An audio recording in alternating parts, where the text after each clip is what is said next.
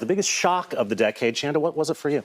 For me, it was Serena Williams in the 2015 U.S. Open. She was going for the Grand Slam. She had won the 3 previous Grand Slams, was trying to hold all 4 in the same year.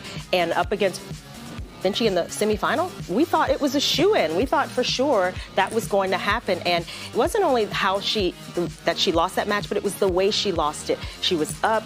She just kind of fell apart. You saw maybe the moment get to her, the emotion.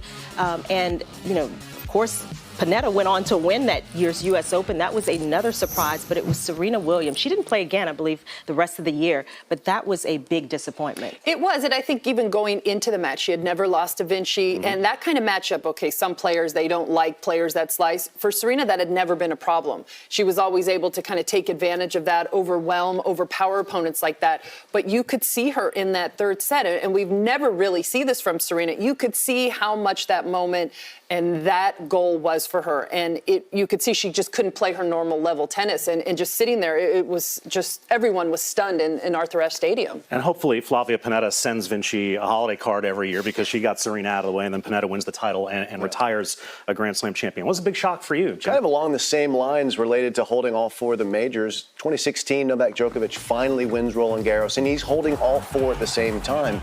And then he loses in the 3rd round of Wimbledon to Sam Querrey, and we didn't know that he had an elbow injury. There were some undisclosed off-court issues he was facing, and it took him a long time to get his feet back underneath him. It was a couple of years where he just seemed to not be fully engaged. Did not see that coming because he was as dominant as we've seen in an era where we've seen incredible dominance. So that, for me, was just shocking that he fell off, for him, a cliff, got all the way down to 12 in the rankings, and then now is obviously restarted the engine. Yeah, I mean, just as fast, he got right back up there. It's amazing that his level, how much was affected by the elbow injury, but then how he was able to get that confidence back and still achieve what he's been able to achieve the last few years. Paging Marion Vida. Paging Marion Vida, please report.